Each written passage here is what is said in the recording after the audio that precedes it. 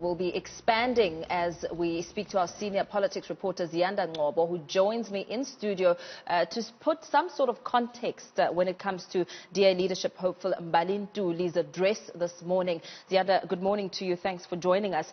In Mbali Ntuli's address, we clearly get a sense that she wants people to know who she is and what she stands for, clearly wanting to differentiate the very stark differences between herself and John Steenhuisen. Most certainly, Mpo. I think that was the main crux of Mbali Ntuli's speech this morning, to say, firstly, she's been one of the few people within the Federal Council to raise issues around having this Congress virtually, and her main issue has been that there seems to be a rush from the DA to actually push ahead with this Congress, despite the many restrictions that were in place by the time that Federal Council meeting was held.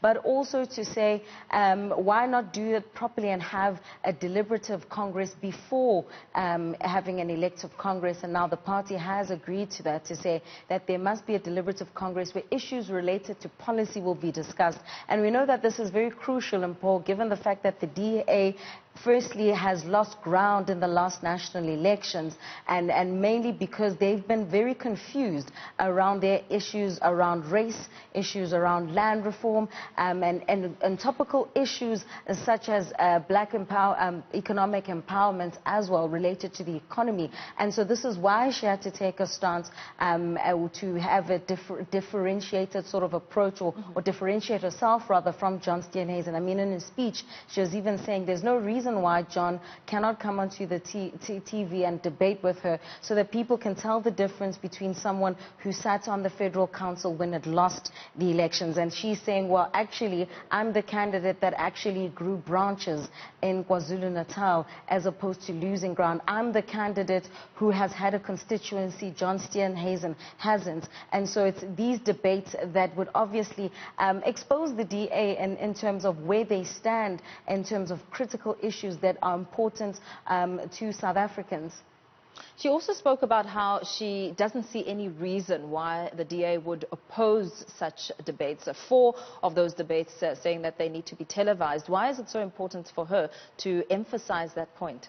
Well, of course, she's saying that because they're the official opposition in the country, you need to take it as a fact that, you know, there could be a prospective president of the Republic of South Africa. So it's in the national interest, not only for the candidates of the DA for their Congress in October, but in the national interest that South Africans get to see what a prospective DA president has on offer. What are the key policy issues on their agenda that they would like to tackle? What do they understand about the current political, socio-economic landscape of South Africa at this particular point in time? And of course, I think it's to differentiate herself, but also in the larger context, and Paul, we know that the ANC did lose ground in the national elections, and to her credit, she did actually concede that next year's local government elections are going to be one of the toughest, not only for the ruling party, but for the Democratic Alliance. People, South African citizens, are looking for an alternative, and what she's saying here is that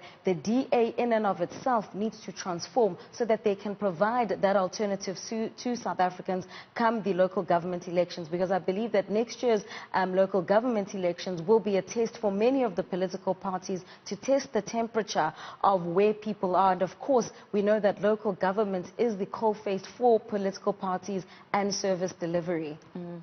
She also spoke in isiZulu, saying that it's important for people to have the chance to pose questions to leaders of her platform, speaking about the state of the economy, jobs, and the importance of land, and people having the opportunity to address the leaders and ask those questions publicly on a public platform, saying that a leader cannot be one that merely operates from behind closed doors. Most certainly, and I think what she's trying to do is to capitalize on what many analysts will tell you has been the failure of not only the DA but the ANC in and of itself to be able to read the mood of the country in terms of where people stand, in terms of their apathy. We saw that there was a lower voter turnout during these past elections, and she's basically saying that let people be able to ask us questions so that we can also be able able to assess what are the critical issues that they want us to place at the top of the agenda. I mean, she was saying it's no longer good enough for people, for leaders rather, within the DA and in the country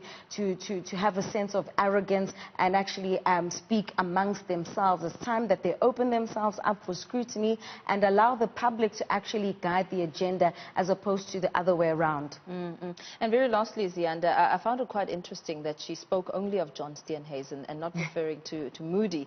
Does this indicate that the biggest challenge, the biggest opposition there is John Steenhuisen? I think it's safe to say that the biggest challenge for either of the candidates, John Moody and Mbali Ntuli, would be John Steenhuisen by virtue of the fact that he is the incumbent interim leader of the DA, which means, and this is an argument that they've both made publicly, which means he's got a semblance, he's got a favorable chance of being able to reach the candidates. You'll recall that during the restrictions, it was difficult to reach them, but also the party had actually taken a decision that no one can speak on any party-related matters other than John Steenhuisen, which they said was an unfair advantage because he's the one who gets platform, he's the one who gets his views to allow to be expressed. Now that the restrictions have now been eased, it will be very interesting to see how they'll go about campaigning and reaching out to their candidates ahead of that Congress in October.